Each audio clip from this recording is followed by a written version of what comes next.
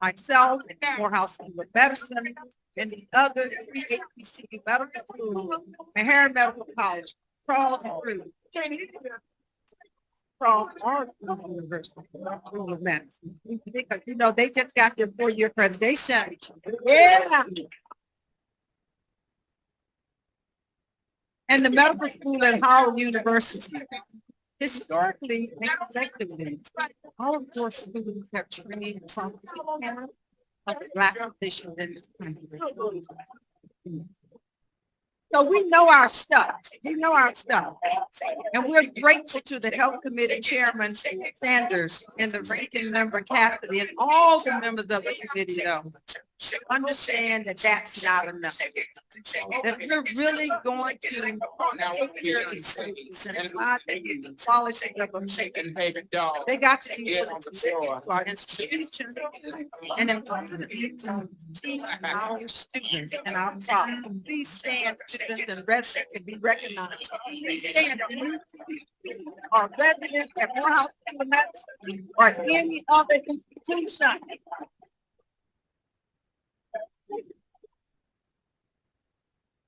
We are proud of our students. This is our future. We do this in partnership with many. So you're going to hear from Davis Gordon, Dr. Davis Gordon, who's the president of the AAMC, who's been with us. Give him a round of applause all along the way. And you're going to hear about not just problems, but solutions. And you will also hear us invite opportunity is all around us. Us. But to act on it, you need to get out of your comfort zone. With Grammarly Go, you don't have to take that leap alone. And we still need more. Because, guys, you know that Black men, you look at 8% of Black students who are in Grammarly Go brings AI to every Black text males box, make up less than 40%. helping you produce high-quality writing in a fraction of the time. It is a flat That means no more overthinking email Black replies. students, Black and brown students that are No more staring at a blank page. But we also know No that more if we waiting get until them tomorrow. get them across that finish line. Because you have a partner that we can help gotta you have take the GM steps to achieve your ambition today. And we're Amazing. not talking about Community is at the we're core of not my talking business. about, okay, well, Grammarly Go helps you amplify your voice, all the population of the United States. generate We're ideas, talking about how do we ensure that every or provider, instantly rewrite until your message sounds just right. so that when they sit And on go ahead and that switch patient, sides. they can ask me one simple question. Based on who's sitting in front of me, what's possible? Giving you the And they power to can take unblock into whatever's slowing you consideration down not just that person and unlock new and unexpected ways to grow. the other attributes and assets that they have. Click So the that blue we button can to download Grammarly that Go they today. help. You'll be amazed at what you can That's do. what we're here to talk about today. So thank you, Senator Sanders. And now I will close these remarks and turn it over to you. Thank you so much.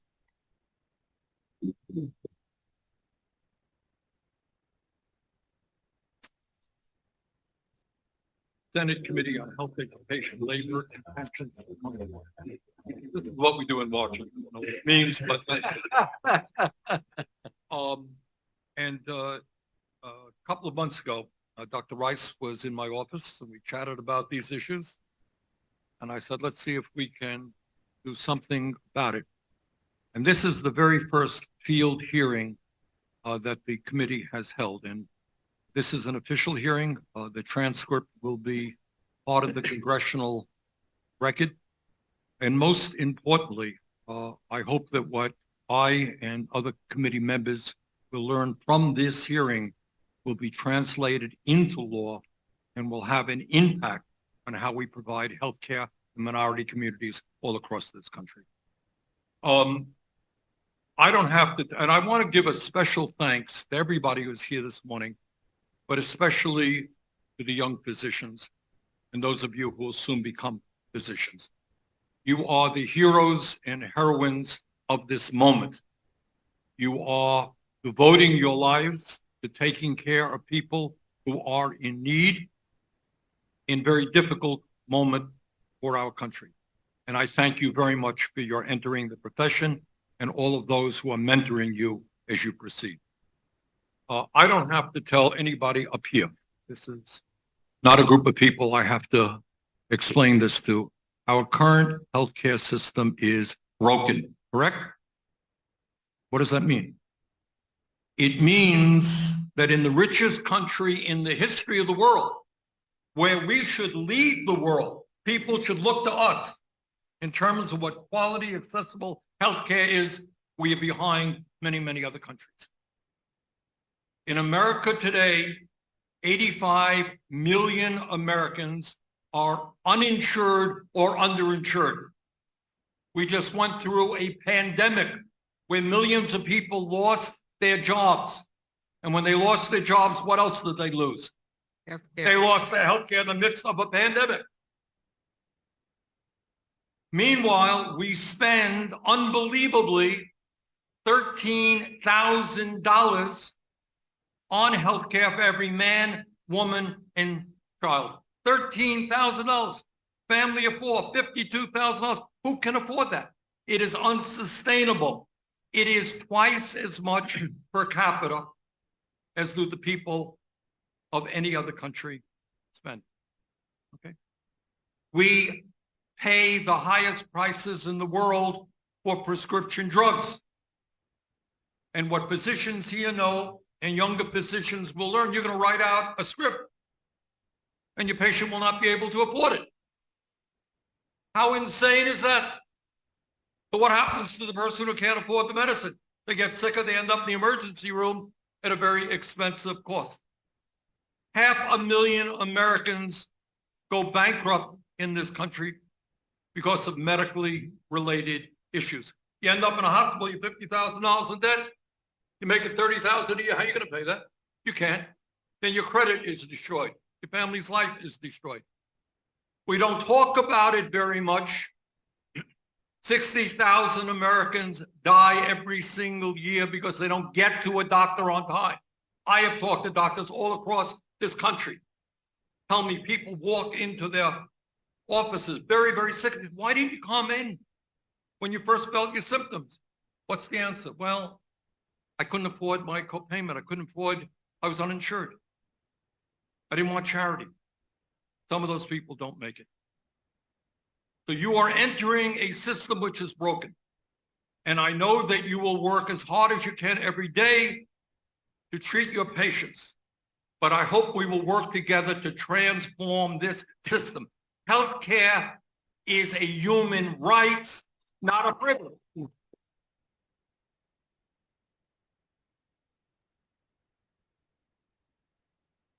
Then on top of all of that, we're addressing a particular issue today. Unbelievable. We spend $13,000 for every man, woman, and child. We don't have enough doctors. That is a problem that's gone on for years. COVID exacerbated that problem. And we could talk about that, what COVID did to the workforce. We don't have enough nurses. We don't have enough dentists. Dental care is a huge issue we don't talk enough about. People can't afford to get to a dentist. There is, and the young doctors here will learn this soon enough, if you don't know it now, there is a major mental health crisis in this country, again exacerbated by COVID and many other things. Do we have enough counselors, psychologists, psychiatrists? Do we have enough people trained to deal with the terrible problem of addiction? No, we don't. So we have to transform all of that. And in the midst of all of that, the problem is much worse in the African-American community, in the Latino community, in the Native American. Unbelievable. Unbelievably, today, in a population where African-Americans are about 13% of our population, about 5% of our doctors are Black, and even fewer, I think, percentage-wise, are dead. Right? Yeah. That's why we're here. So what our committee hopes that I'm not making any promises to anybody, because we got a tough political climate in Washington, D.C., as you know. You know, in the midst of this, some geniuses there want to throw millions of people off the healthcare they have, not expand. So we're going to do our best to grow the healthcare workforce and put a special focus on the need for more black doctors, nurses, psychologists, dentists, etc. So that's why we are here today.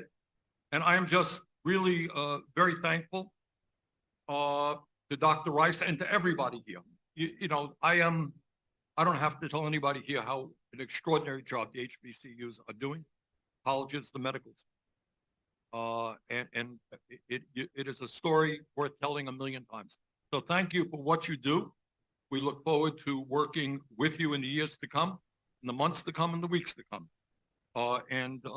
Again, thank you all very much for being here today.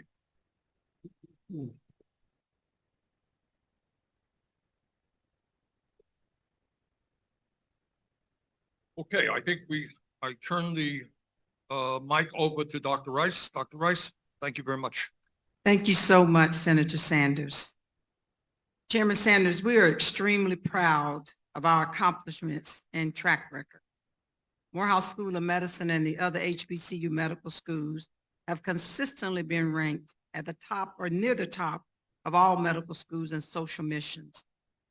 Our institutions have produced the Secretary of Department of Health and Human Services, a director of the Centers for Disease Control and Prevention, and 2 U.S. Surgeon General.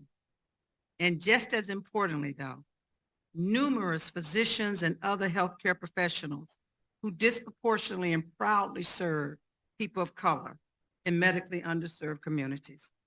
We are doing what needs to be done for the American people in a way that is incomparable to other schools. Our mission, though, to train culturally competent providers willing and eager to serve their community comes at a cost. HBCU medical schools do not enjoy the institutional financial resources, academic affiliations, and endowments of other medical schools. But we accept that as a part of our mission, but it leads to be disproportionately focused on us securing support from federal programs that are or should be designed to level the playing field in our ability to train healthcare professionals and strengthen our institutions. We continue to need your committee's help and leadership to continue to position us to make an outsized contribution to improving the health status of minorities and all Americans, which is clearly a national priority. In recent years, Congress responded to health workforce challenges by increasing the number of federally supported graduate medical education, GME positions, through Medicare and the Teaching Health Centers program. Medical schools in general are grateful for the additional positions because they support training opportunities against the backdrop of a national physician shortage. Unfortunately, though, relative few of these additional GME programs have accrued to teaching hospitals or health centers affiliated with historically Black medical schools. So if indeed it is a priority to increase the number of physicians in communities of color and medically underserved communities, there should be specific provisions in each of these programs that direct a meaningful portion of these GME slots to teaching hospitals and health centers affiliated with our HBCU medical.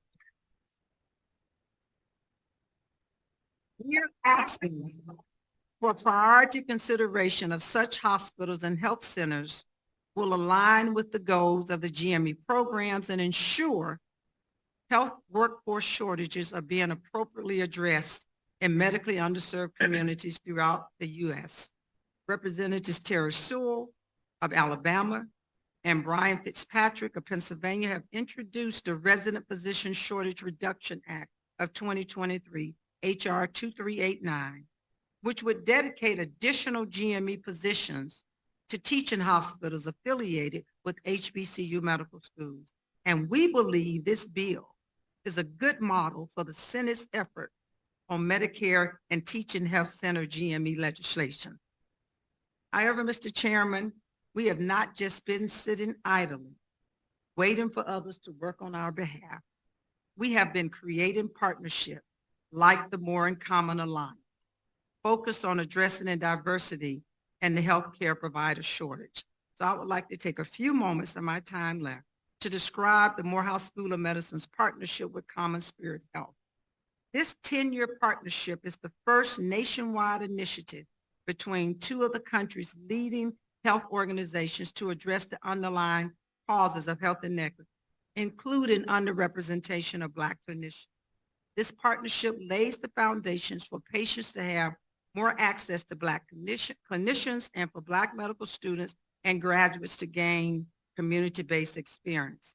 It will allow Morehouse School of Medicine to expand its enrollment, allow us to expand our pipeline initiatives. Common Spirit Health serves some of the most diverse communities in this country and cares for more Medicaid patients than any other health system in the United States. So leveraging our combined 100-year experience, we believe that by opening up 5 regional medical campuses across the country at Common Spirit sites and 10 graduate medical education programs with no less than 2 specialties, one being primary care and another being a specialty area, we believe that we can create a pipeline that creates a pathway from students from those diverse communities to go back and serve in their community. My colleague, and I have to add, this was seeded by a $115 million gift from Common Spirit Health to Morehouse School of Medicine. My colleagues will discuss the importance of other federal programs at the Health Resources Services Administration, HRSA, and the National Institutes of Health that will support our pipeline programs and research infrastructure at our other schools. Once again, we are grateful to your committee for taking the time and making the effort to join us today to examine these critical issues. Thank you very much. Thank you. Thank you, Dr. Rice. Our next panelist is Dr. Jeanette Southpaw, Provost at Meharry Medical College. Dr. Southpaw. Thank you so much, Chairman Sanders, for inviting Meharry Medical College to be a part of this committee. And thank you, Dr. Montgomery Rice and Morehouse School of Medicine for welcoming us here. I'm Jeanette Southpaw, the Executive Vice President and Provost at Meharry. And I'm honored to be here today to talk about these critical issues. As an academic family physician who has practiced for more than 22 years in the U.S. Army and then in corporate healthcare prior to coming to Meharry, and who has been an active volunteer leader of minority faculty leadership programs sponsored by the Association of American Medical Colleges for more than 30 years, I recognize the value of intertwining our academic mission with service to the most vulnerable communities. These experiences have informed my comments that I will share with you today. The healthcare workforce shortage in the United States is a multifaceted problem with significant implications for our nation's health and well-being. Our recent and lingering pandemic, declining life expectancy for the first time in our lifetimes, burgeoning mental health crisis, and healthcare workforce that has struggled to stay well and engaged in the middle of these other crises present a call to action for our leaders in government, in healthcare and education, and in corporate America to prioritize our most medically vulnerable. The physician workforce continues to lag behind the U.S. population in terms of race and ethnic diversity, as you've heard from our previous speakers. And so we have more than a third of the population defines themselves as underrepresented minorities, but fewer than 7% of those are physicians, and fewer than 5% are those who make up other academic faculty. These numbers are most acute among primary care, family physicians, pediatricians, general internists, and OBGYNs, as well as psychiatrists and other mental health providers. High-quality primary care is a critical foundation for preserving the health of our nation and cannot be achieved without investment in those institutions most likely to train primary care physicians. So we stand at a critical juncture of our nation's healthcare landscape. At Meharry Medical College, we are working diligently to address the healthcare workforce shortage through a variety of innovative programs and initiatives, but we need the unwavering support of Congress to carry out this mission. To that end, I'd like to highlight some of the policy actions that we would like Congress to take to support not only Meharry Medical College, but our sister HBCU medical schools.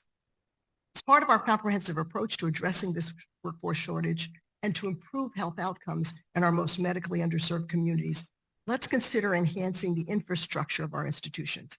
As my colleagues, Dr. James Hildreth, the president of Meharry, testified before your full committee in February, a dedicated allocation of $5 billion for improving research and development infrastructure for academic health sciences centers and historically Black graduate institutions and other minority serving institutions would represent a monumental commitment to bolstering the capabilities of these institutions to conduct cutting-edge research, develop innovative solutions to pressing health issues, and train the next generation of healthcare leaders.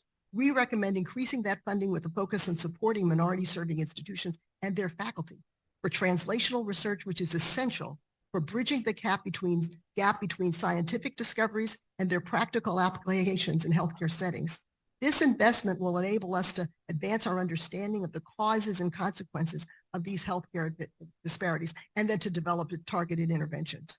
We know pipeline programs play a crucial role in attracting and retaining students from diverse backgrounds who are interested in pursuing careers in healthcare.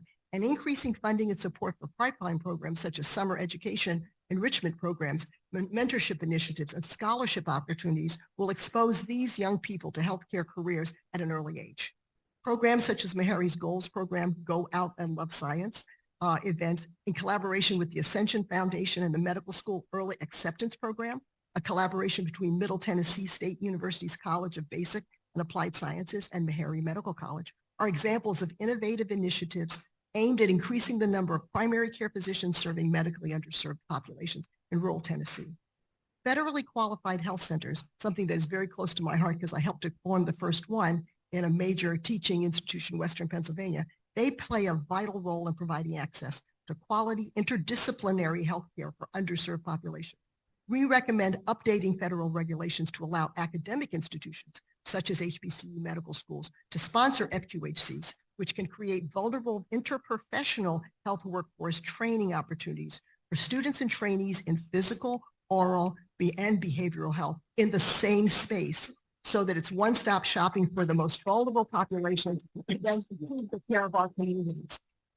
We continue to try to keep on time. Another priority should be building a pipeline for in-demand disciplines such as primary care, behavioral health, maternity care, and women's health that our OBGYN and family medicine colleagues are so embedded and involved with, and general practice and pediatric dentistry. We know the need for maternity care services, which are essential for the health of women and newborns, and it's incredibly urgent, particularly in medically underserved communities. This shortage in urban and rural communities can lead to increased health risks and complications for the people who anchor our families, women and their children. It's particularly disturbing in this country where Black women in the United States are more than 3 times more likely to die in pregnancy, childbirth, and the postpartum year than white women, a gap that persists in spite of income or education. It's also important to highlight the critical need to invest in mental and behavioral health practitioners and research. The current workforce in the field is insufficient to meet the growing demand, particularly in our communities, where the impact of mental health disparities is so profound. And it's not just about numbers of physicians educated in minority serving institutions, but it's about offering sensitivity and culturally competent care that understands and respects the unique experiences of individuals in these communities.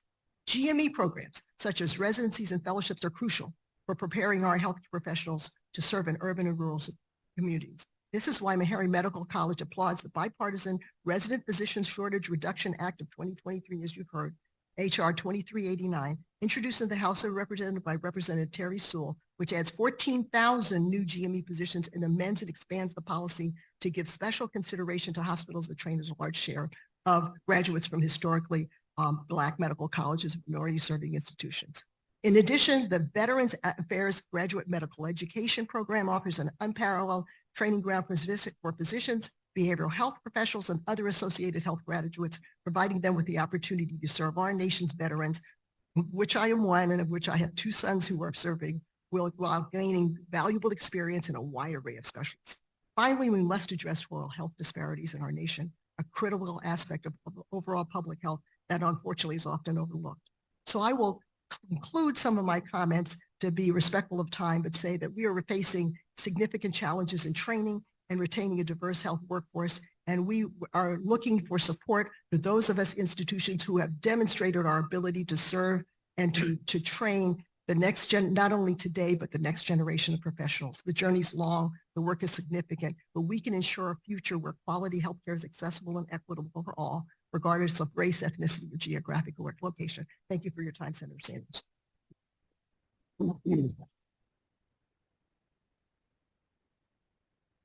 Dr. Southwell, thank you very much. Our next panelist is Dr. U.E. Mighty, Senior Vice President for Health Affairs at Howard University.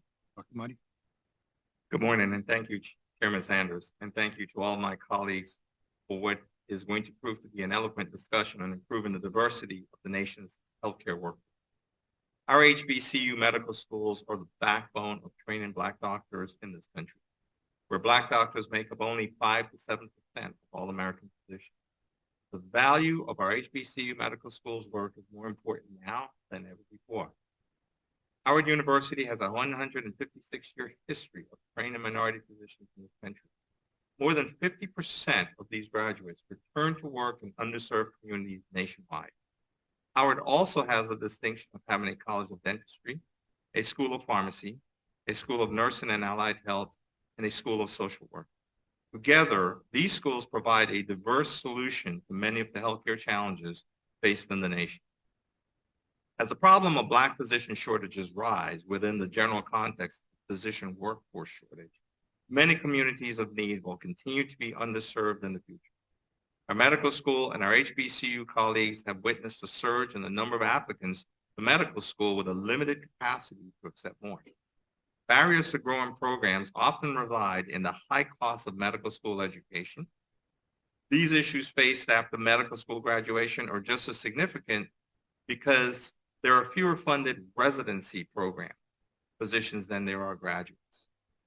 Highly trained physicians who can provide critical medical help to the most underserved communities struggle to find residency programs. The GME dollars are only available for some who graduate.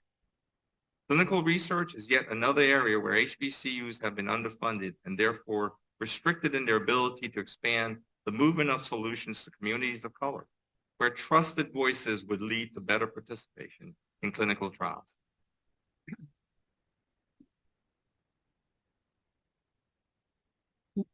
Howard also has a robust undergraduate pipeline via its STEM Scholars programs, which continues to send more Black graduates to medical school each year than any other school in the nation. While addressing physician shortages is one path to solving healthcare disparities in the nation, we at Howard also believe that leveraging a team-based approach of training and deploying physicians, nurses, and advanced practice nurses and pharmacists in working units can do much to extend care within communities cost-effectively and efficiently. Without continued support for these programs, it is unlikely that any of us will be able to meet the country's physician shortage challenge and needs for inclusive healthcare. In closing, I would like to certainly echo what my colleagues have said and which, again, are about to say. One is that we would urge Congress to prioritize and designate graduate medical education positions for teaching hospitals affiliated with HBCU medical schools through Medicare and the Teaching Health Centers program. Legislation introduced in the House of Representatives, the Residence Physician Shortage Reduction Act, H.R. 2389, is a good model for this effort. It designates GME positions for health professional shortage areas and prioritizes slots of teaching hospitals affiliated with HBCU medical schools. An increase in funding and accelerating of funding for HRSA Title VII Health Workforce Diversity programs, particularly with a focus on centers of excellence and the Health Career Opportunity Program. Both programs are currently funded at less than they were in fiscal year 2005. Right-sizing these programs would allow more schools to build meaningful diversity training programs and establish and maintain workforce pipelines programs at health professional schools. We should accelerate investments in the programs of the National Institutes of Minority Health and Health Disparities that improve the research capacity and infrastructure of minority-serving health professional schools. Both the NIMHD research centers at minority institutions, the RCMIs, and the research endowment programs are short funded. The budgets for the RCMIs and the research endowment program should reflect a national commitment to level the research infrastructure playing field at minority health schools compared to those others nationwide. Thank you for your time. Respectfully.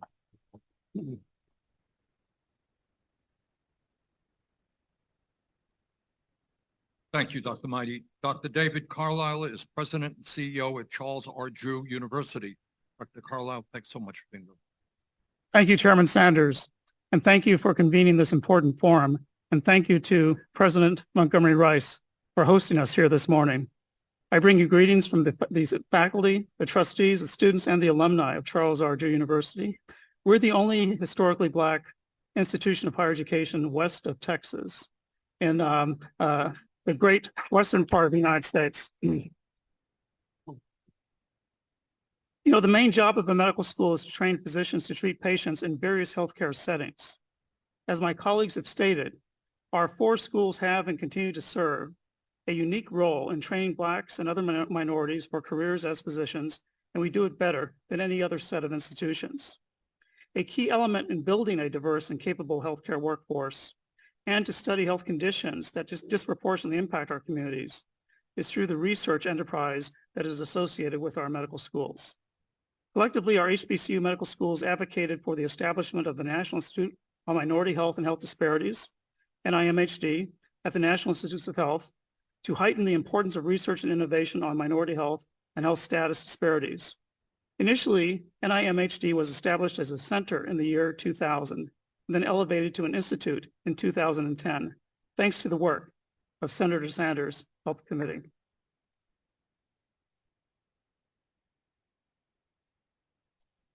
My colleagues have stated the challenges that face HBCU medical schools in terms of resources, endowment, and financial wherewithal. These challenges extend to our research capabilities as well. And the NIMHD has several programs designed to address improving research infrastructure at minority-serving health profession schools. NIMHD's Research Centers at Minority Institutions, RCMI, and the Research Endowment Program, REP, are 2 critical initiatives designed to build research infrastructure at minority-serving institutions. Both programs have been short-funded in recent years. RCMI has not grown at the same rate as NIMHD's overall rate of increase during the last several years. The RCMI program has provided the resources needed for our schools to build a research infrastructure comparable to non-minority institutions, allowing us to attract world-class researchers, expand research facilities, and support cutting-edge investigation into questions about health disparities and how to improve and eradicate them. We urge Congress to prioritize support for the RCMI program and resize the RCMI program to a proportionate level of the NIMHD's budget.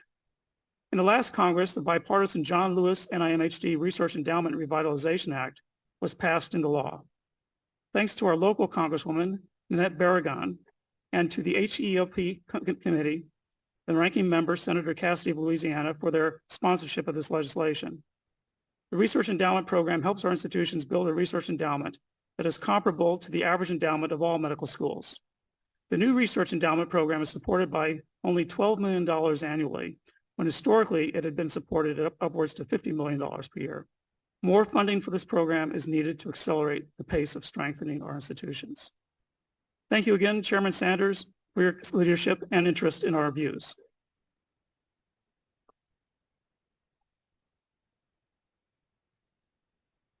Dr. Carlisle, thank you very much. Our next panelist is Dr. David J.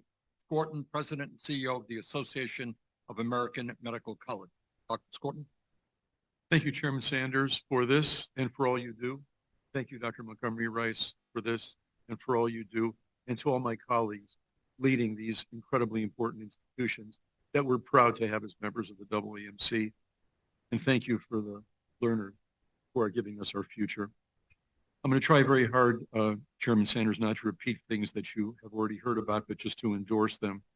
The physician shortage that you mentioned, Chairman Sanders, we estimate by 2034 will be 124,000 physicians. And if your vision for the future came to pass, that everybody had access to medical care, we would right now 180,000 physicians short.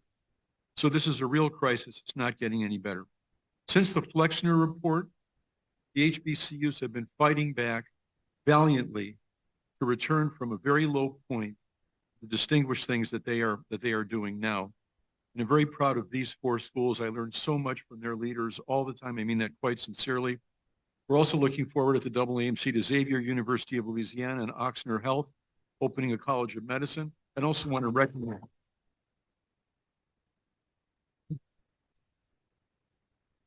recognize Chairman Sanders that Morgan State University in Baltimore will open a College of Osteopathic Medicine in 2022. All these added up, the HBCUs are less than 3% of all MD granting institutions, and as Dr. Montgomery Rice said, produce more than 50% of all Black medical graduates. Make no mistake about it, we have been going nowhere in our work to increase Blacks, especially Black men in medicine, except for the HBCUs. My first faculty appointment in January of 1980, and last year, the very same proportion of matriculants were Black men across America.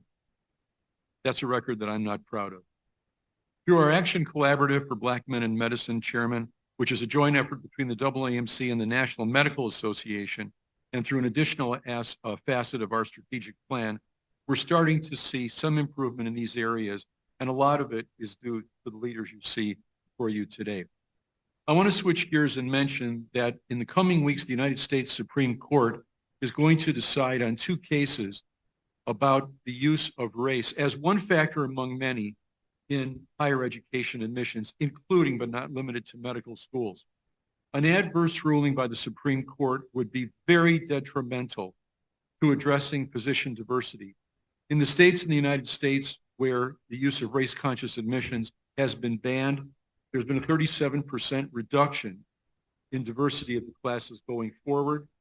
And we're here today to say publicly that no matter the ruling of the Supreme Court of the United States, we will continue to push forward for diversity in our country.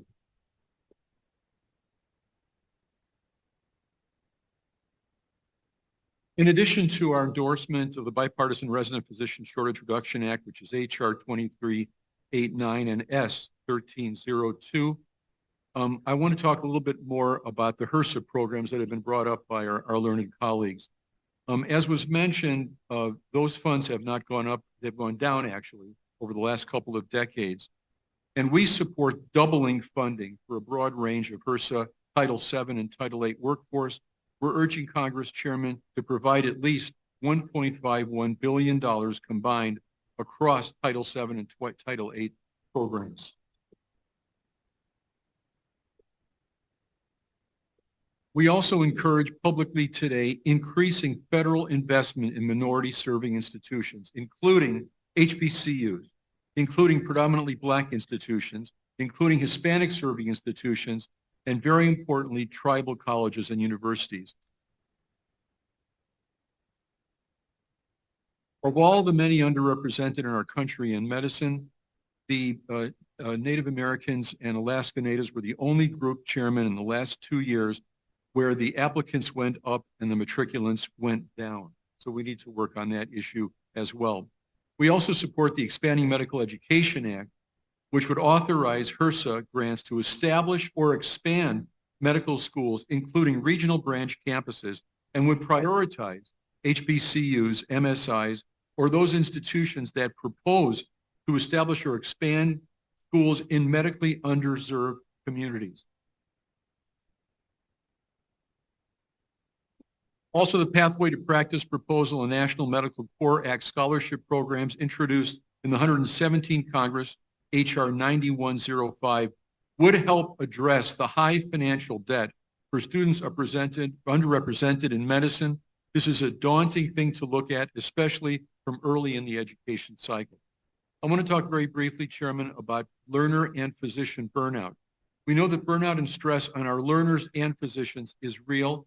We have to create a more supportive environment for current and future physicians. I'd like to highlight the Dr. Lorna Breen Healthcare Provider Protection Act, LBAPL 117 to 105, which passed in 2022, but has not been funded. We urge support for this. And we also urge support for immigration programs that continue to bring physicians and other health professionals to underserved areas. We need those excellent physicians and healthcare workers in this country. There's a backlog of green card applications and also J-1 waivers that can be used to bring more physicians, not only to the United States in general, but also to underserved areas. In closing, I want to thank you, Chairman Sanders. I want to thank Dr. Montgomery, President Montgomery Rice, and all here. We have a lot of work to do. Let's get on with it. Thank you.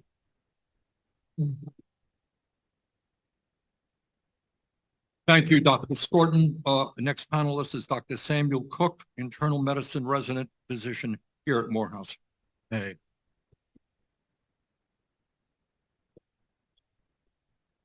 Good morning, everyone, to the Morehouse students, faculty, and staff, to all those from the historically Black medical schools, to the president of the AAMC, and all the community members who came out today. Thank you so much for coming out for this vitally important conversation.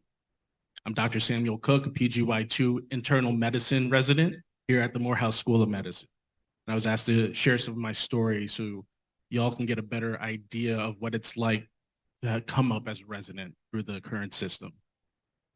Senator and Chairman Sanders, I come to you today as a fellow American born and raised in New York City. I grew up in the Bronx, New York, born to two loving parents who instilled in me a passion and need to serve my surrounding community at all costs. On my father's side of the family, I was the first cook to graduate from college. And while attending the Johns Hopkins University, I quickly began volunteering at a sliding scale medical clinic in a low-income area of Baltimore aimed solely at providing low-cost to free medical care for families who had limited access to it. However, I struggled to get my foot in the door of more established medical institutions, even with my academic pedigree, because I lacked the familial connections to medicine that so many of my white counterparts had in spades. Nevertheless, I moved forward. I served as a community resource coordinator in East Baltimore, specifically addressing the social determinants of health we so readily take for granted. Access to food, shelter, water, electricity, and employment, all necessary components of health, recognizing that true health is not the mere absence of disease, but a total state of physical, mental, and spiritual well-being.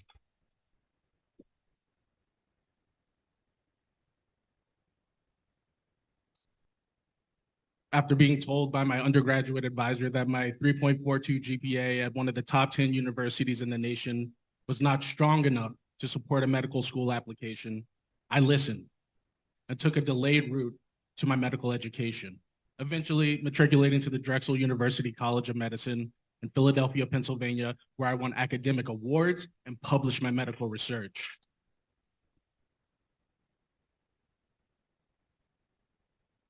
I dove even deeper into medically centered service work and mentorship of young Black STEM students across the nation, ensuring that they would never have to face a lack of supportive guidance or feet in the doors of credible medical institutions.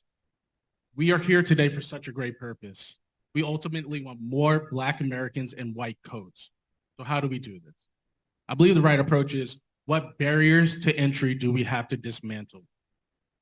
So how is it right that I'm tasked with providing our community high quality healthcare while struggling to provide for my own family? Why am I struggling financially as a resident physician when I could make a greater hourly wage as a line cook?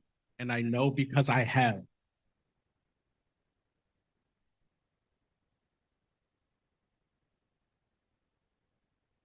And why am I hundreds of thousands of dollars in student loan debt, $320,000 to be exact, when my parents scratched and saved to fully cover my undergraduate tuition? It is because our system is broken.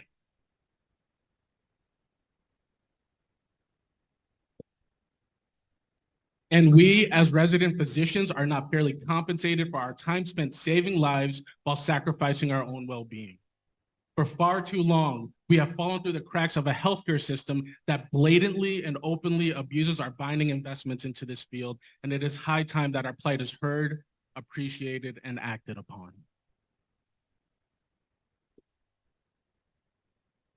So today, I submit to you that the greatest barrier to entry for burgeoning Black physicians is the immense and seemingly insurmountable financial risk waiting to shackle all those who pass through the gates of medical education. These costs are equally shared for everybody, but the burden they pose is not. It is inequitably distributed as one of many sequelae of generational and institutional wealth inequity.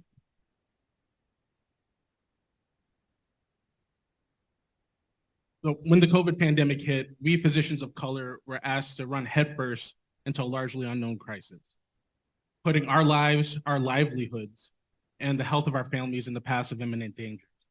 And as always, we delivered upon our Hippocratic oath. I'm here today to advocate for my fellow physicians of color, those with less than half the generational wealth of our white counterparts.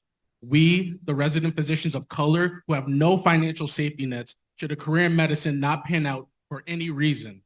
We, the resident physicians of color who have been historically underrepresented, underestimated, and underpaid. It is time for change, and it is time for change today.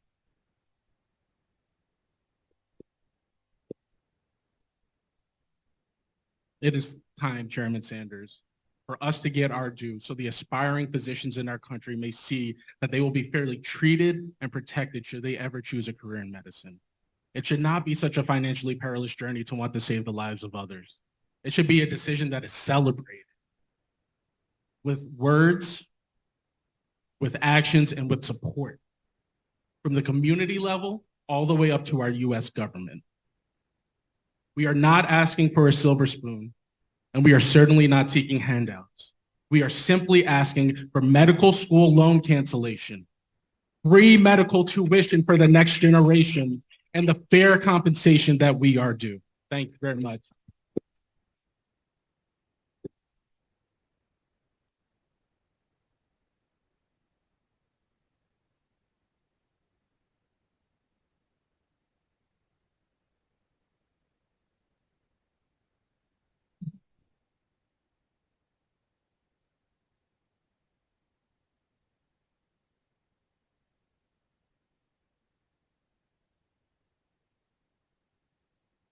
Thank you, Dr. Cook.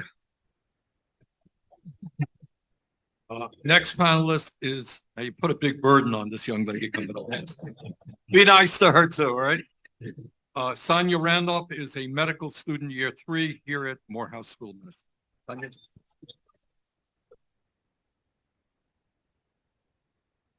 Definitely a tough act to follow. Good morning, Chairman Sanders. Thank you for having us here today to listen to us. I just want to tell a little bit about my story. So for some, the topic of Black representation in the medical field may seem like a trivial matter, but for others, it may mean the difference between the life of a loved one. For a young Black couple who presented to the hospital to an all-white healthcare team with concerns that their 5-year-old son was ill, this topic is of particular importance. This couple trusted their son to be cared for by a capable group of physicians that they believed would render quality medical care for him. How could they have known he would be misdiagnosed with a 24-hour virus instead of his actual diagnosis of bacterial meningitis, which proved to be fatal the next day? Why weren't their concerns taken seriously? Why did he not receive the appropriate center of care? Could this outcome have been any different if he were attended to by a Black physician? The couple in this story are my parents, and the young child was my brother Bryce, and the reason I aspire to be a physician today. So Senator Sanders, it is imperative that we as a country understand the significance of Black physicians providing care for Black patients and other patients as well.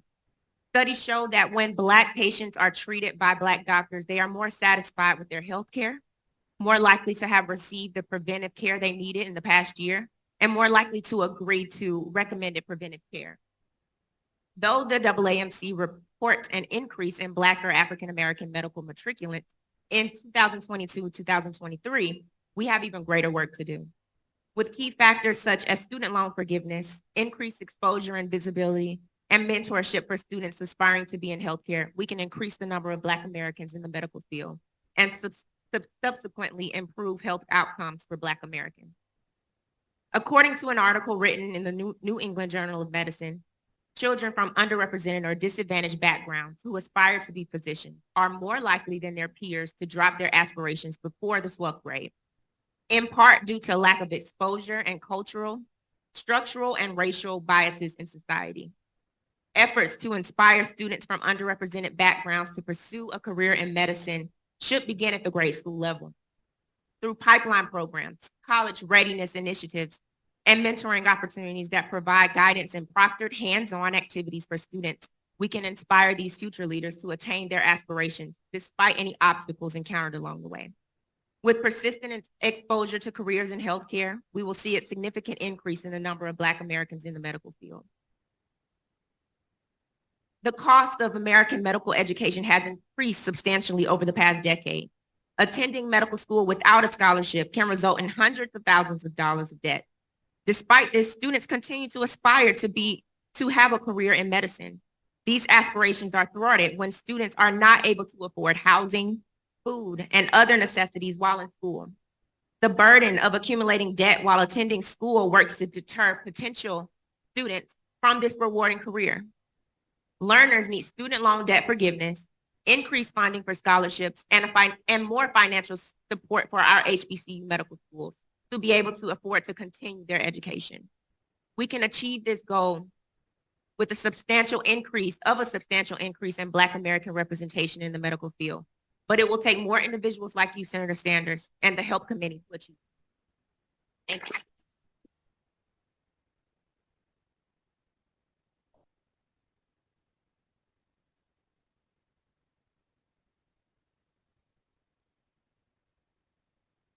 Last but not least, and thank you, Sonia, very much.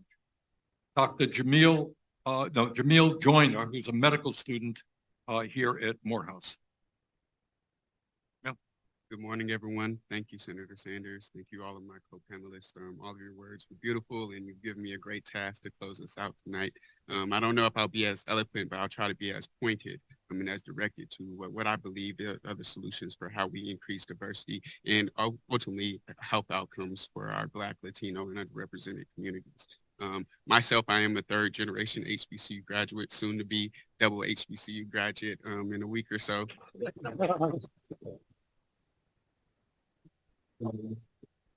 So I don't know if there's anyone that could tell you all anymore how vital HBCUs are as a cultural and economic pillar, not only within the communities they reside in the West End, but in the Black community at a large. Studies continue to show that HBCUs are disproportionately responsible for producing Black educated graduates as well as Black professionals, disproportionate to the size of their position within the larger college body, as well as their proportion of Black students that they educate. That shows that these institutions are not only vital to the number of Black students that they produce, but they're better at it.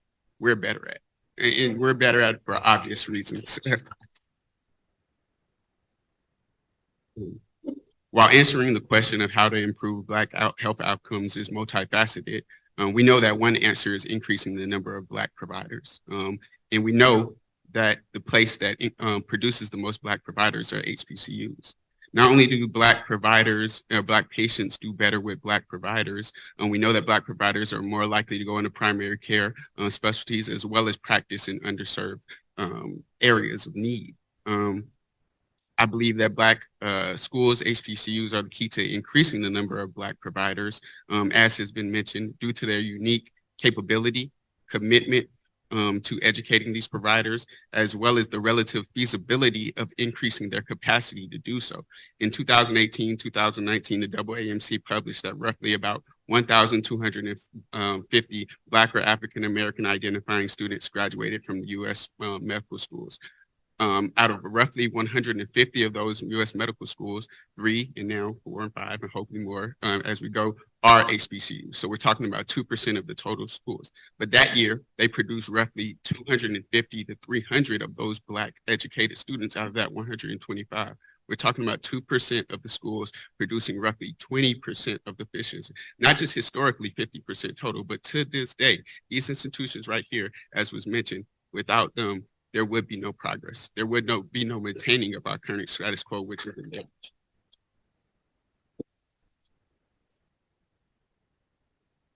These facts aren't just to laud how great these institutions are. It's to show the potency of what resources, finite resources that we all are very familiar with that we have, can do at these institutions. We're talking about potentially increasing these institutions' incoming classes by 50%, having a total 10% increase in the yearly production of Black physicians, let alone other providers. Dollars here go further than dollars everywhere else, because what we do here is better than what they do everywhere else.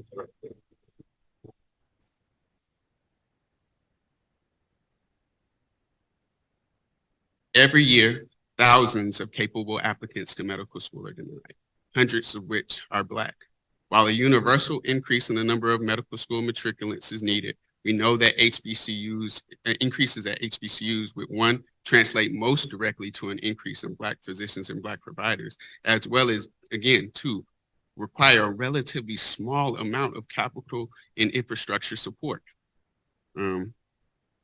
Improving Black health outcomes begins with increasing Black representation within healthcare. And the most effective way to do that is to support the growth of HBCU medical schools through direct capital funding for physical infrastructure expansion and increased operating expenses. Thank you. Thank you.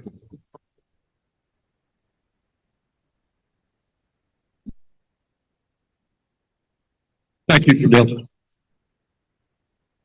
What I want to do now is kind of open it up. And if it's okay with you, what I'd like to do is ask you guys some questions, and then you can ask me questions as well. But let me say this, and I'm going to get in trouble for saying this, but I often get in trouble, but this has been really one of the more extraordinary panels that I've ever been involved with. And I'll tell you why, frankly. You know, Harvard and Yale are great medical schools, and we appreciate all that they do. But at the end of the day, speaking just for myself, what we need in this country are medical schools and doctors who are prepared to go out and serve people who are in need. I am sure that they need more plastic surgeons on Park Avenue in New York City.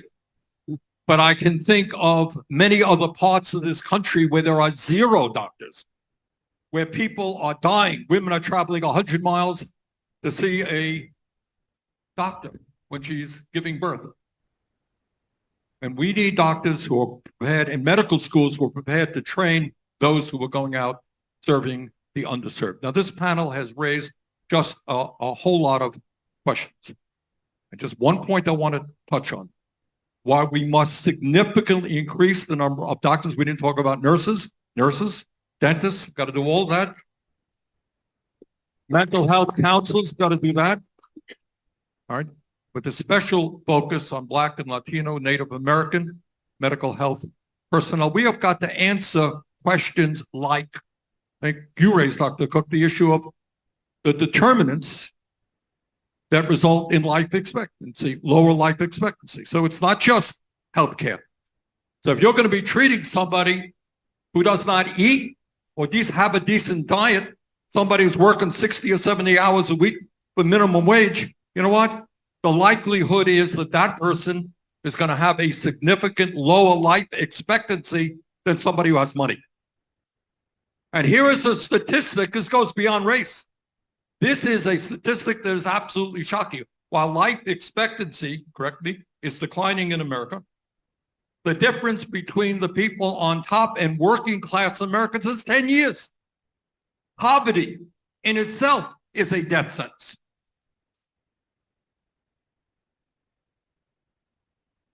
So, I mean, we have an enormous amount of work to do. This is the wealthiest country in the history of the world. We should not have 500,000 people who are homeless, et cetera, et cetera. All right. So I want to thank this panel. It's been a great panel. And we are going to take your testimony and do our best. I'm not making any promises, but we're going to do our best to incorporate your ideas into legislation. Okay. Let me start off my question, then you ask me a question. We've heard the issue of student debt. Does anybody think it is vaguely sane that at a time when we desperately need more physicians, especially Black and Latino physicians, that we're asking people to leave school, medical school, $300,000 or $400,000 in debt? All right, who wants to talk in the audience about student debt, what it means to whether or not young people are going to become physicians, where they're going to practice as physicians, and the stresses on your family? Who wants to talk about that for a moment? Don't be shy, guys. I see a hand right here. My name is Rebecca Well, Shafani. Rebecca, speak closely into the mic, please. My name is Rebecca Shasani Ellis. I'm a graduate of Morehouse School of Medicine, MPH 2009. Student debt. Having been someone who came into the health field knowing that I was committed to underserved communities, I went out and I served in North Philadelphia. I've served globally. Student debt still follows me today. I am a nurse and I'm even faculty at one of the top nursing schools in the country. But student debt still follows me. What needs to be done about student debt? Some of what's facing us right now, like the legislation to forgive debt for those who've been serving in nonprofit and even public service positions, that needs to be pushed. That needs to be pushed back, that it's time. It's time to recognize that those who have been historically disenfranchised, those who come from minority and even low-income backgrounds, they need relief from the debt so that we can keep doing the good work that we've begun. Yeah. I think another crucial thing that was raised by the panel is that supporting pipeline programs. Pipeline programs are so key. It prepares young people to understand what's the road ahead. It helps them to understand the varied field of healthcare. So medical education is one part, nursing education is one part, going to dental education, et cetera, and even mental health is another part. And then the other part of it is financial literacy. I think a lot of the programs need to build in and even updating the capacity of minority serving institutions and HBCUs to talk about financial literacy with their students. How do I make it, how can I remain in underserved communities working and still have the wherewithal to pay down my student loan debt? Okay. Rebecca, thank you very much. Okay. Somebody have a question for me, which I'll try my best to answer, or push on to somebody else who might have a better answer. Yes. Thank you very much, Senator Sanders, for being here and the panel here. So your question has to do with what is it like to finish medical school free of debt? Well, I stand as one of those individuals who, as my cap shows, was from University of Texas Medical Branch in Galveston. And when I finished medical school and did my residency there and graduated, I had $5,000 back in there 50 years ago in the bank. I had no debt. What it did for me at that point was to allow me to go to Gaza and serve at a Southern Baptist mission without thinking about paying debt. To spend a year and a half at the University of Nairobi teaching in the surgery department, free of debt. To come to Morehouse School of Medicine in Atlanta, Georgia, as a person without debt, to give lovingly and kindly and empathically to the patients that I saw and to the two students that I taught, to the learners that I taught. So what it means that I had no debt. Therefore, I could give freely what had been given to me. Thank you.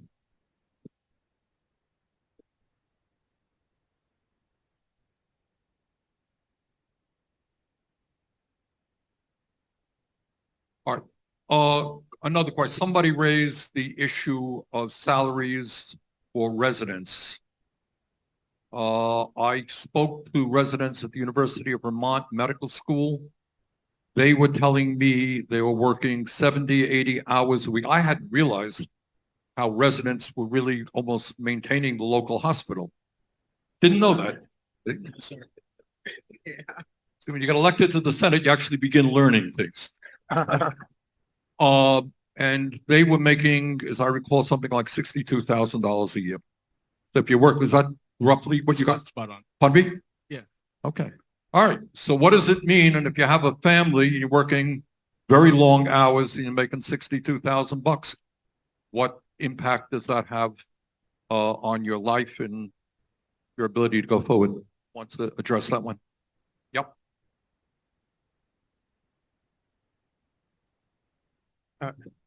Thank you for your visit, Senator Sanders. I'm Dr. Ivonye. I'm the Associate Dean of GME. I oversee all. Thank you. Okay. I oversee all our residency training programs. I would say I live with these residents. I know what they feel. PGY ones make about 50,000, PGY twos about 63,000. And it goes up and up by about 2,000. Some of the residents have families. They have relatives. They have student loans. They have other obligations, inflation, and shrinkflation. Everything's affecting our residents. They work long hours, taking care of our patients, the most vulnerable. And talking to them, they're not earning livable wages to sustain what they do. I appeal to you to please take the message back to the Senate that our residents deserve better compensation to live well. You said poverty is a disease and a threat to long life and prosperity. Thank you. Yep.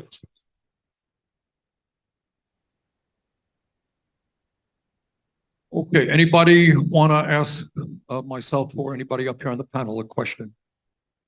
Okay. Thank you. Thank you for being here, Chairman Sanders, and hosting it, Dr. Montgomery and the panelists. It's a question in regards to the residents, but not so much about the payment. And anyone in the panel could answer it. I've been hearing, and we've all been hearing a good amount about how you guys plan to pretty much increase the number of students in medical institutions and having regional places as well in different, states. But I was hoping you guys can reiterate what are we going to do, or what do you guys plan to do about these available spots in the residency programs? What point is it to increase the amount of students in medical institutions if the spots are still limited in the residency programs? Thank you. The answer is you have heard, every year there are thousands of students, and somebody up here, correct me, who graduate medical school cannot find a residency spot, which is at a time we're in desperate need of doctors. That's, again, slightly insane. Welcome to the United States Congress. In Build Back Better, which was a major piece of legislation which would have dealt with many of the issues we're talking about here today, which lost by 2 votes, we substantially increased the numbers of GME slots. I think by about 14, was it 1,400? Yeah, I think 2,000, was it? 2,000, which would have gone a long way to address this issue. The other thing that we're trying to do with graduate medical education slots is to put an emphasis on primary care. We want to encourage medical schools to graduate students who are prepared to serve in underserved areas. There's a major crisis in doctors in general, especially in primary care. So we wanted to address that as well.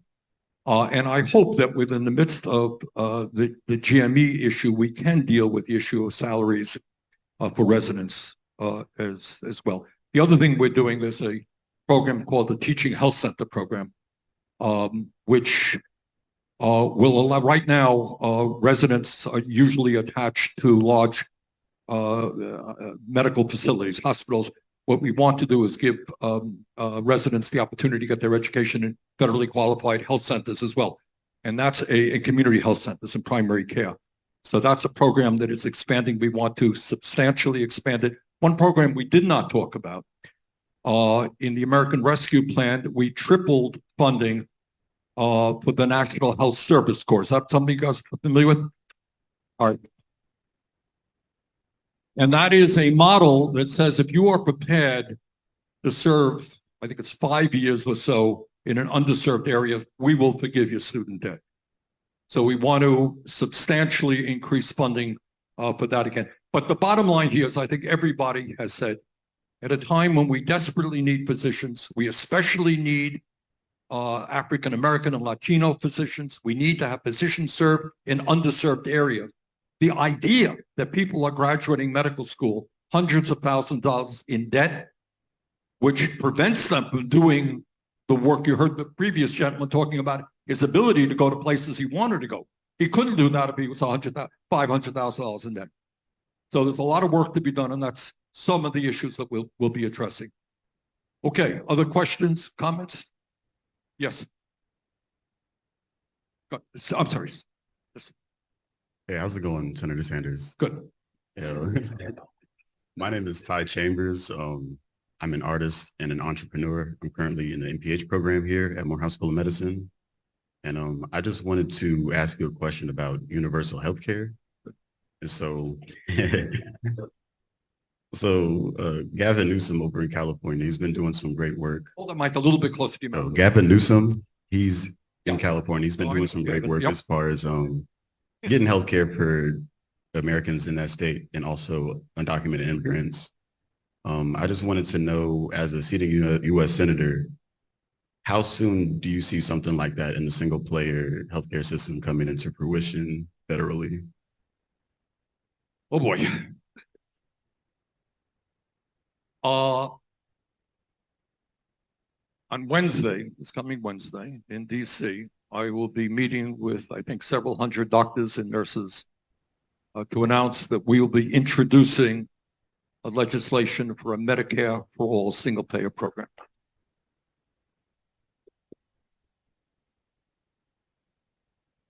But I want to, and I think it's important. Look, I have enormous respect, unbinding respect for the people up here and you who are devoting your lives to serving the underserved.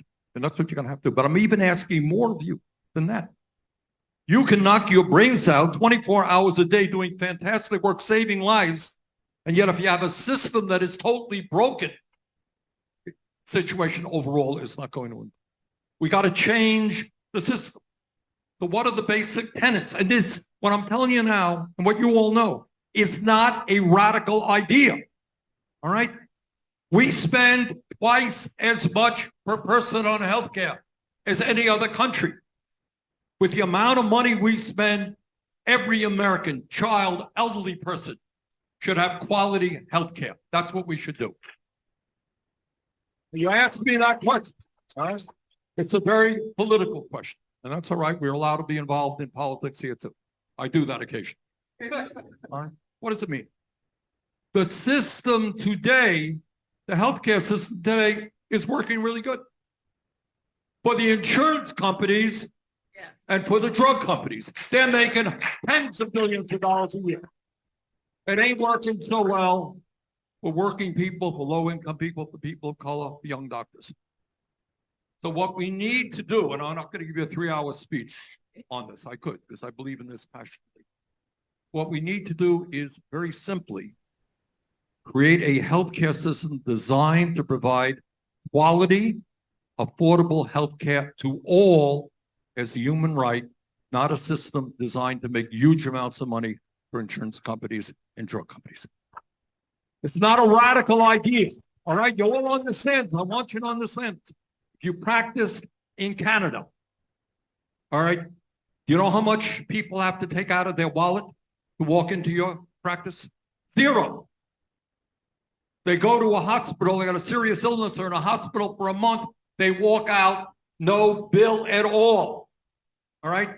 And yet they spend half as much per capita as we spend on healthcare. All right?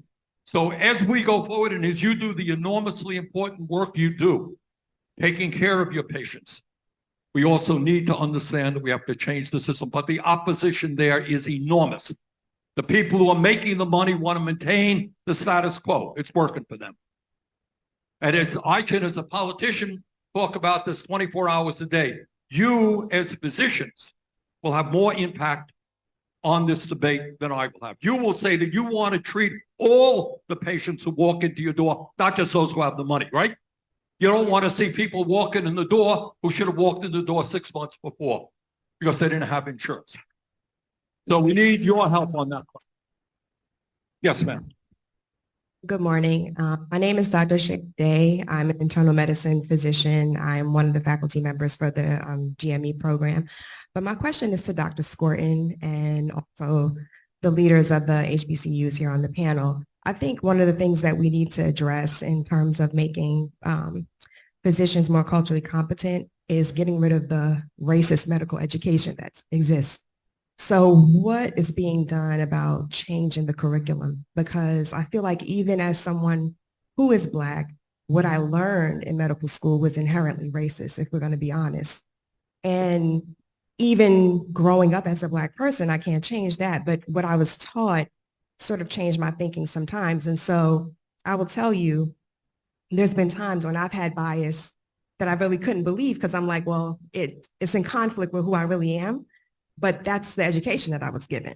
So what is being done about that curriculum, or how can we address that? Because I think that's also important.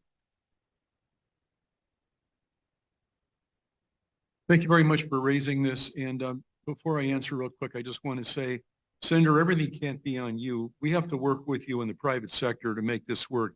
You can't do everything yourself in Washington.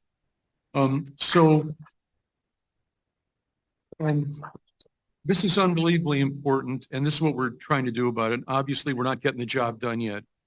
Out of our strategic plan, we have a specific plan based on this. If you grab me right afterwards, I'll tell you how to find out more about that. Get involved, criticize it, write to me, and so on. That's one thing. Secondly, periodically, very periodically, the AAMC will send out a suggestion to all the 157 medical schools. We don't tell them what to teach. Those curriculum are developed appropriately by the faculty locally. But we will say, here's some competencies that we think are so important that we'd like you to consider putting them into practice. And just a few months ago, we sent out diversity, equity, inclusion, and anti-racism competencies that if you haven't had a chance to see them yet, I'll also tell you how to find them. If you want to have some fun, I introduced those competencies in an op-ed with the Dean of the University of Miami School of Medicine, Henri Ford, and the editorial board of the Wall Street Journal took after us saying that this was all baloney, there's no such thing as embedded racism and so on. And so if you want to have some fun at my expense, read that exchange that we had. But we're beginning to work on it. It's unbelievably important to do that. Since I've garnered the floor, two more quick things, Chairman.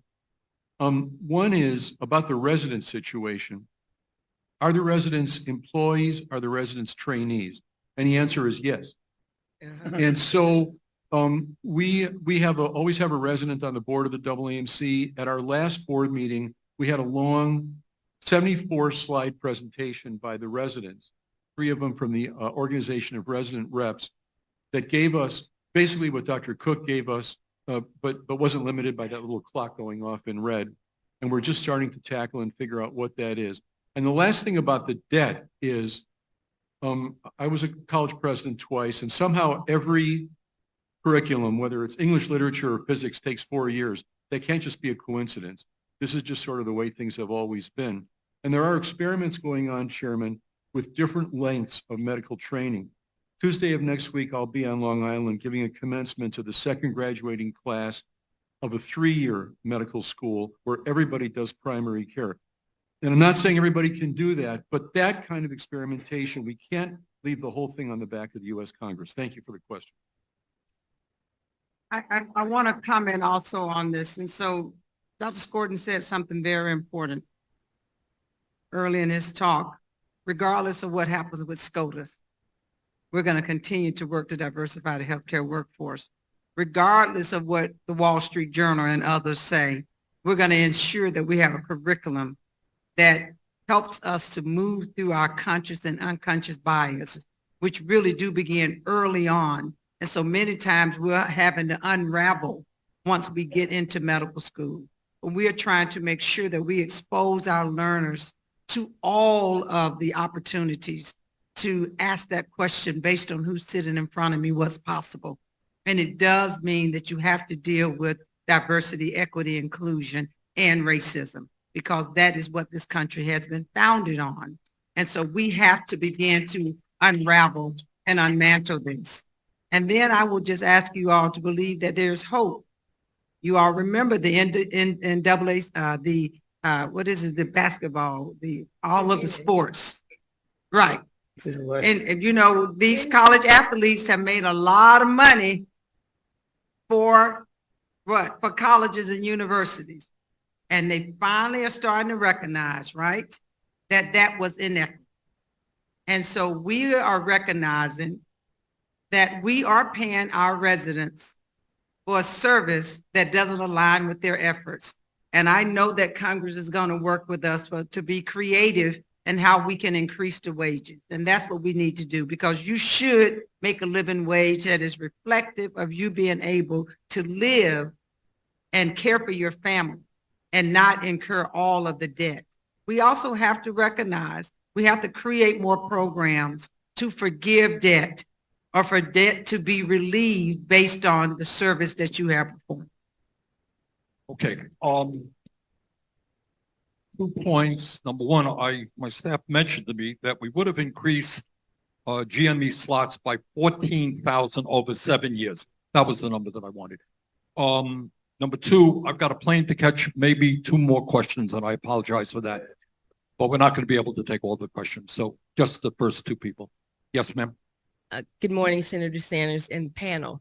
I'm Veronica Mallett. I am the Chief Administrative Officer for this historic partnership between the Morehouse School of Medicine and Common Spirit Health to increase diversity in the healthcare workforce.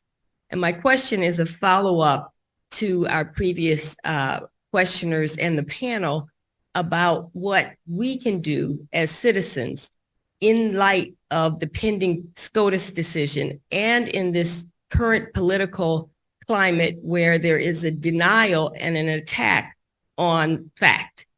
And given that, what can we do as citizens, and what would be your recommendation? Because again, you can't do this alone. So how can we help? How can we advocate? Well, I think you know the answer. And by the way, let me thank the people of Georgia for giving us 2 excellent United States senators.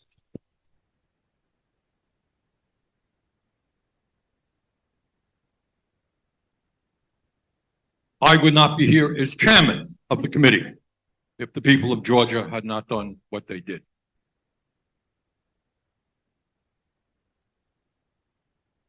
And that is what we have to do all over the country. Georgia actually is doing better, maybe than any other state in this country, in bringing in people who often do not get involved in the political process. Lower income people, people of color, standing up and fighting back. We got to do that in Texas. We got to do that in many, many states in this country. The ideas that we are talking about, which are being live streamed, I suspect a few 100,000 people may watch it. People say, nothing radical about this. This is what we should be doing. But so many people have given up on the political process. You know them, you see them every day. They don't vote, they don't, they say nobody cares about me.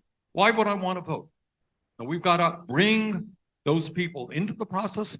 We got to elect people who are going to stand up and fight for them, make a difference in their lives, to show people that actually democracy can deliver for ordinary Americans. That's the challenge that we face. But thanks for the question. As to individuals who lie all of the time, I will not name any names, will not mention presidents who have been pathological liars. I wouldn't do that. But I mean, this whole thing, and artificial intelligence is going to make it worse. It really is. It's one thing to debate facts, right? You can have difference of opinion. Another thing, somebody's lying all the time. Tough stuff. But I'm not mentioning any names. Yes, ma'am. Good morning, Senator Sanders, Dr. Montgomery Rice, and the panel, and every white coat in this building. I want to say thank you for your service.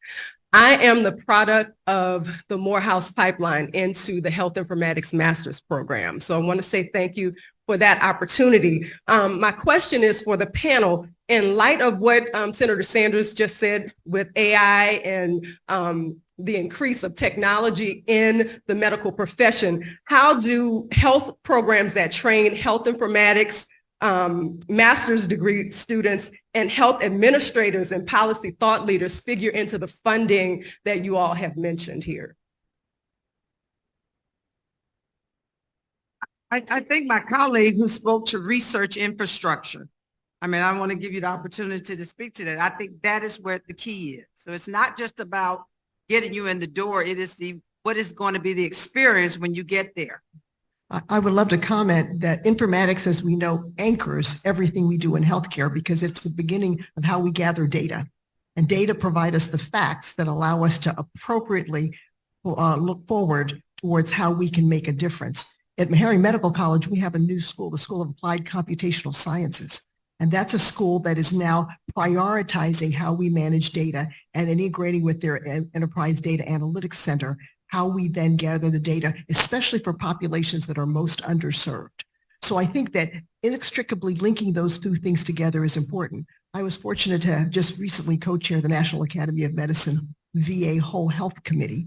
And what we are trying to do is get whole health, comprehensive, not just physical, behavioral, spiritual, integrative health implemented not only for veterans, but for all of our populations. And one of the anchoring things was having an electronic data system that will allow us to have the data we need. So there are many efforts going on to show how important what you do is to allowing us to, if we don't measure it, we can't change it.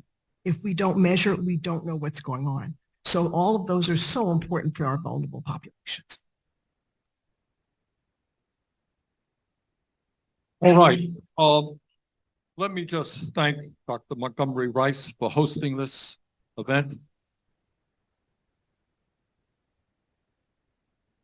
Let me thank the representatives of the great HBCU medical schools who are here, the students, the faculty. Let me thank all of you. I think this has been a great panel, at least I've enjoyed it now. It's been a great discussion.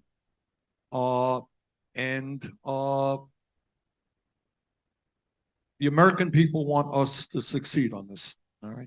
They perceive the crises that we're talking about today. So let us go forward. Let's work together. Let's bring the kind of change in this issue and so many others that the American people want to see. Thank you all very much for being here.